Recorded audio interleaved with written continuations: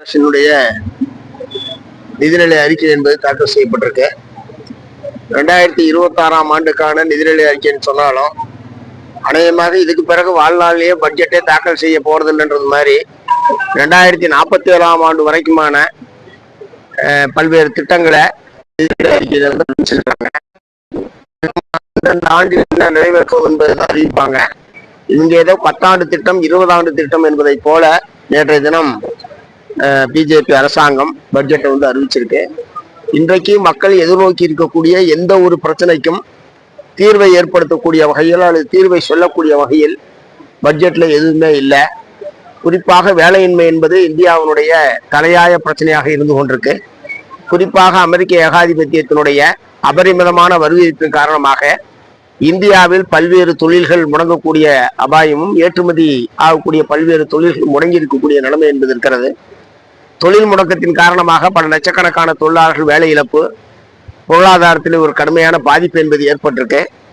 ஆகவே அதற்காக அமெரிக்காவினுடைய இத்தகைய அத்துமீறல் நடவடிக்கை காரணமாக ஏற்பட்டிருக்கக்கூடிய பாதிப்பிலிருந்து இந்திய தொழில்களை தொழிலாளர்களை பாதுகாப்பதற்கான எந்த ஆலோசனையும் அந்த நிதிநிலை அறிக்கையில இல்லை. அதே மாதிரி 125 நாள் வேலை தர போறதா சொல்லி புதுசா ஒரு சட்டத்தை கொண்டு வந்தாங்க, பிபிஜி ராம்ஜின்னு சொல்லி. ஆனா அதுக்கு இப்ப பாத்தீங்கன்னா வெறும் 95,000 கோடி ரூபாய் தான் பணமே ஒதுக்கியிருக்காங்க.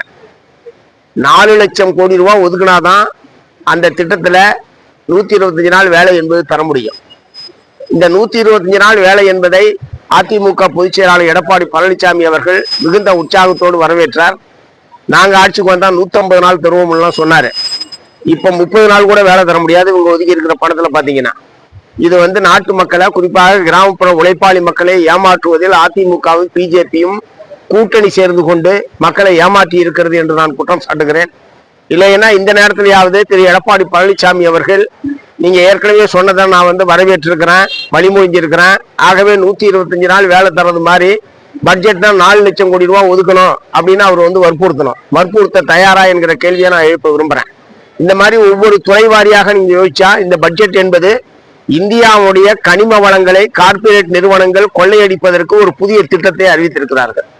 இதன் மூலமாக இந்தியாவுடைய இயற்கை வளங்கள் கனிம வளங்கள் கொள்ளை போவது என்பதுதான் இந்த நிதிநிலை அறிக்கைக்குரிய புதுமையான விஷயம். ஆகவே இதற்கு எதிராக இந்திய மக்களை திரட்டி எதிர்ப்பு போராட்டத்தை நடத்துவதென்று மார்க்சிஸ்ட் கம்யூனிஸ்ட் கட்சி முடிவு செய்திருக்கிறது. மக்கள் தொகை கணக்கெடுப்புக்கு 6,000 கோடி ரூபாய் ஒதுக்கியிருக்காங்க. ஆதார் கார்டை கவர்மெண்டாலே போதுமான இந்த மாதிரி விஷயத்துல எதுக்காண்டி மக்கள் தொகை கணக்கெடுப்பு 6,000 கோடி ஒதுக்கிட்டாங்க? இதை மார்க்சிஸ்ட் கம்யூனிஸ்ட் கட்சி இல்ல, மக்கள் தொகை கணக்கெடுப்பு என்பது 2021ஆம் ஆண்டே நடந்திருக்கணும். அது வந்து கொரோனா காரணமாக